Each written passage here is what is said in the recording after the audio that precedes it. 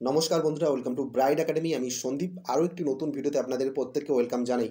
এই মুহূর্তে big breaking news, প্রধান বিচারপতি মহাশয় অসুস্থতা কাটিয়ে ফিরে এলেন সুপ্রিম কোর্টে।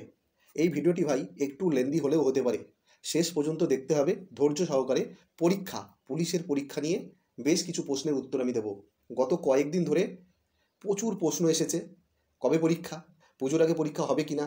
বিভিন্ন লোক বিভিন্ন রকমের তারিখ বলছে। আমরা ডিপ্রেস দাদা, এতদিন ধরে প্রিপারেশান নিচ্ছি, বারবার ব্যর্থ হয়েছি, কিন্তু এখন পরীক্ষার ডেট না পেলে চরম বিভ্রান্তির শিকার হচ্ছি আমরা।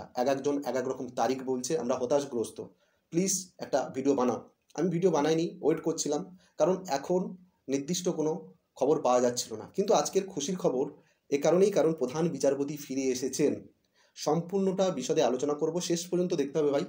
চ্যানেলে নতুন হয়ে থাকলে অবশ্যই সাবস্ক্রাইব করতে হবে এবং নতুন বন্ধুদের মাঝে এই ভিডিওটি, এই চ্যানেলটি ছড়িয়ে দিতে হবে। তোমাদের সাহায্য এবং ভালোবাসা ছাড়া কিন্তু সেটা সম্ভব নয়। দেখে নেওয়া যাক আজকের সুপ্রিম কোর্টে কন্টেম্প ম্যাটারে একটি কেস ছিল মাননীয় সম্মানীয় বিচারপতি গাভাইয়ের বেঞ্চে। সেখানে আমাদের ওয়েস্ট বেঙ্গলের আত্মদ্বীপ ভার্সেস মমতা ব্যানার্জি, আমাদের সিএম, আত্মদ্বীপ ভার্সেস সিএমের বিরুদ্ধে একটি আদালত অবমাননার বিরুদ্ধে একটি কেস ছিল। সেই কেস উনি শোনেননি, সেটা আমাদের জানার বিষয় নয়, কিন্তু সেই কেস আজকের মাননীয় প্রধান বিচারপতির বেঞ্চেই উঠেছিল এবং উনি প্রেজেন্ট ছিলেন। তার মানে এখান থেকে আমরা ধারণা করতে পারি উনি সুস্থ হয়েছেন। আমরা মনপ্রাণে চাইছিলাম উনি তাড়াতাড়ি সুস্থ হয়ে উঠুক, এবার আমাদের কেস উনি শুনবেন, এটুকু আমরা বলতে পারি। বেশ কিছুদিন ধরে পরীক্ষার ডেট সম্বন্ধীয় ভিডিও বানাও, তুমি একটা আলাদা করে ভিডিও বানাও, প্রত্যেকেই বলেছিল, ব্যস্ত ছিলাম। তোমরা প্রত্যেকেই জানো আমি রিসেন্ট সুন্দরবন ট্রাভেল এজেন্সি খুলেছি, মধুবন ট্রাভেলস এজেন্সি, সেটা নিয়ে খুব ব্যস্ত ছিলাম। আগামী আগস্টের 2, 3, 4 তারিখ আমাদের ট্রাভেলস এজেন্সির প্রথম ট্যুর রয়েছে। মানে খুব কম প্রাইসে একদম অফবিট সুন্দরবনের একদম বাংলাদেশ বর্ডার থেকে গভীর জঙ্গলে আমরা নিয়ে যাব। ম্যানেজমেন্টের দায়িত্বে আমি থাকবো। কন্ট্যাক্ট নাম্বার দেওয়া রয়েছে, যোগাযোগ করতে পারো। রাজকীয় খাওয়া থাকবে, সুন্দর হোটেল এবং সারাদিন বোট সাফারি। এটুকু হরফ করে বলতে পারি, এরকম সুন্দরবন তুমি আগে দেখোনি, কেউ তোমায় দেখায়নি। তো এই আমি প্রজেক্ট নিয়ে একটু ব্যস্ত ছিলাম, সে কারণেই কোনো ভিডিও আসেনি। তো আজকের কথা হবে পরীক্ষার তারিখ, আমাদের হেয়ারিং কবে। কারণ আমরা পরীক্ষার ডেট গত 1-1.5 বছর ধরে কেন পাচ্ছি না আমরা প্রত্যেকেই জানি। ওবিসির কোনো সুরাহা হচ্ছে না, সে কারণেই আমরা পাইনি। ওবিসির হেয়ারিং পিছিয়ে যাচ্ছে দিনের পর দিন। গত 15ই জুলাই ওবিসি সংক্রান্ত মামলা ওঠার কথা ছিল, কিন্তু সম্মানীয় বিচারপতি অসুস্থ থাকার কারণে সেটি সম্ভব হয়নি। আজ 21শে জুলাই উনি যখন সুস্থ হয়ে ফিরেছেন, আমরা আশা করব আগামীতে আমাদের কেসটা শোনা হবে। কিন্তু দুঃখের বিষয়, 22 তারিখে আমাদের কেসটি মেনশন হয়েছিল, সেখান থেকে আরও 1 সপ্তাহ পিছিয়ে নিয়ে যাওয়া হয়।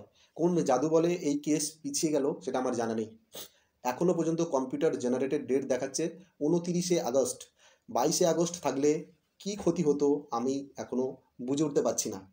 যদি আজকের রাজ্যের তরফ থেকে ওবিসি কেসটিকে মেনশন করানো যেতে পারে, তাহলে হয়তো আগামীকাল ওবিসির হেয়ারিং হলেও হতে পারে। কিন্তু রাজ্যের তরফ থেকে সেরকম উদ্যোগ আমি দেখতে পাচ্ছি না। ওয়েবসাইট চেক করে দেখলাম, ওবিসি নিয়ে কোনো মেনশানিং করার অ্যাপ্লিকেশান নেই এখনও পর্যন্ত। যদি ওবিসির হেয়ারিং মেনশন করানো হয়, তাহলে কিন্তু ওবিসি নিয়ে একটা রেজাল্ট আমরা পেতে পারি আগামীকাল। কিন্তু সেটা আমাদের আজকের রাত 8টা পর্যন্ত ওয়েট করতে হবে, কস্ট লিস্ট চেক করতে হবে। লাস্ট রাত 8টার সময় ফাইনাল জানা যায়, সেখান থেকে বুঝতে পারবো আগামীকাল হচ্ছে কিনা। কিন্তু আগামীকাল হওয়ার সম্ভাবনা খুবই কম, কারণ রাজ্য আজকের কন্টেম্প ম্যাটার নিয়ে খুব ব্যস্ত আছে, কন্টেম্প ম্যাটার নিয়ে খুবই ব্যস্ত, সে কারণে হয়তো নাও হতে পারে। কিন্তু আমরা আশা করব 29শে জুলাই ডেটটা যেন আর না পিছিয়ে যায়। এই মর্মে যদি আমাদের সুপ্রিম কোর্টে মেলও করতে হয়, আমরা করব মেল ক্যাম্পেনিং, কারণ আমরা আর পিছিয়ে যেতে চাইছি না।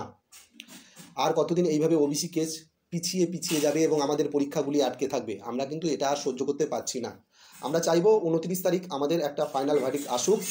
প্রধান বিচারপতি যখন ফিরে এসেছেন সুস্থ হয়ে, আমাদের কেস শুনবেন, এটুকু আমরা আশা করতে পারি।